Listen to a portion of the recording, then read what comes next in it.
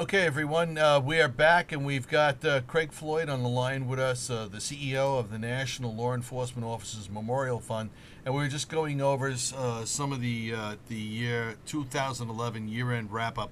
But we wanted to get into the combined federal campaign. Why don't you start us off with that, Craig?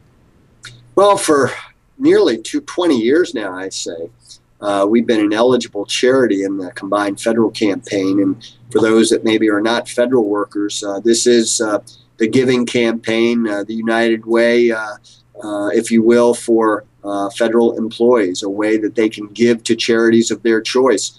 There are thick books with all the eligible charities listed that are distributed to our federal employee base across the country. We are one of more than 2,500 eligible charities. As I like to say, trying not to be overly biased toward our cause, there are many, many great charities out there, nonprofits that need your support in order to survive and to continue pursuing the missions, the vital missions that so many of us are involved in. In our case, it's making sure that the public properly supports law enforcement, cooperates, and allows our communities to be safer as a result of that partnership between law enforcement and the citizenry. And also, of course, we're very focused on keeping it safer for our officers, doing everything possible to make sure that fewer and fewer officers are injured and killed each and every year. If that's a charity that makes sense to you, if you are a federal law enforcement agency professional, we would certainly encourage you to at least to make us one of your charities of choices. Our CFC number is 11631. That's 11631. So if you write us in the CFC contributions, as all of our federal employees know, they take it right out of your paycheck at whatever level and whatever frequency that you desire. And that money adds up. We average roughly about $100,000 a year that we've received through the combined federal campaign over these many years. And that means we've raised nearly $2 million from the combined federal campaign to support the good work that we do to help build the National Memorial, now building the National Law Enforcement Museum that's underway and will be open in just a couple of years. And of course, supporting all of our law enforcement safety initiatives that we're involved in that we talk so much about on this show. If you're not a federal employee, you can still support us through America's Charities. And you can learn more by going to our website, and that's www.lawmemorial.org. That's lawmemorial.org. And you can find information about our combined federal campaign, as well as America's Charities, which is part of the family of charities that we're included in.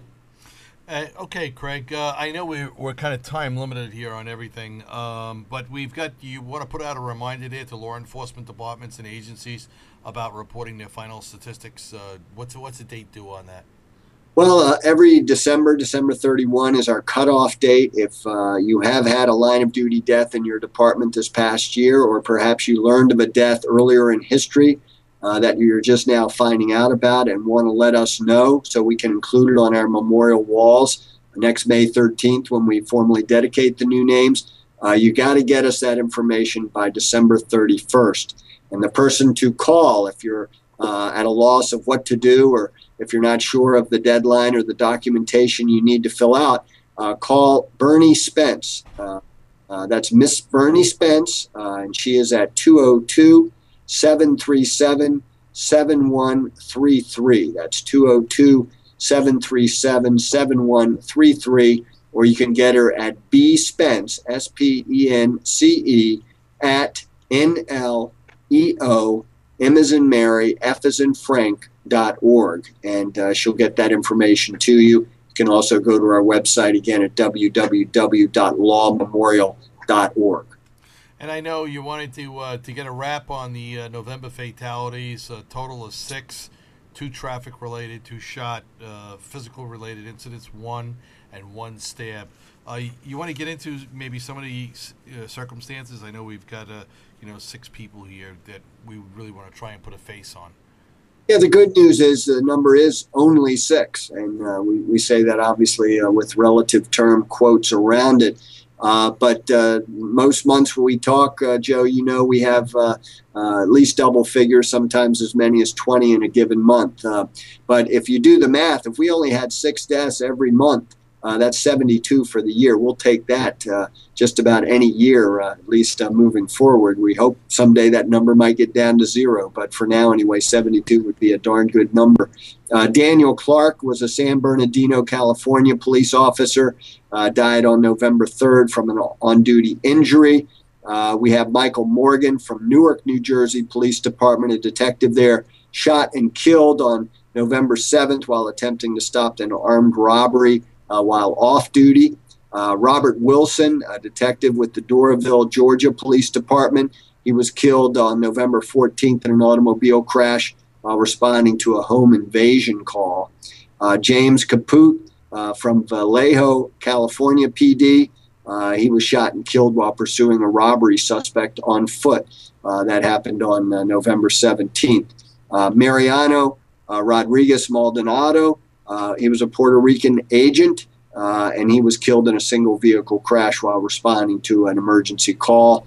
And then we had Buddy Ray Heron on November 29th, a correctional officer stabbed to death after stopping to assist a single vehicle crash.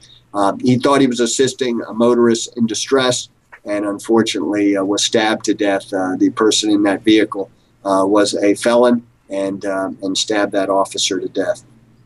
Well, it's a pretty good wrap on what we're trying to do here, and as you and I have discussed, time and again, it's just trying to put a face on the people in law enforcement that, quite frankly, protect our homeland. So it's a huge deal. It gets very complicated because we are a patchwork of all these municipalities and bureaucracies throughout the country, and there's many different law enforcement offices in many different forms across the space. And here today, we're capturing some of the correctional personnel as well. So we certainly want to thank you for coming on to the program today. Craig, I'm up on the chat. I've got Phil who's monitoring the chat on the other side, and he says many fire and EMS responders have been struck recently as well. So we certainly look out to all our law enforcement people, and all the various services that are out there, and we're certainly looking after them as well. All right, want to thank you for coming on the program today.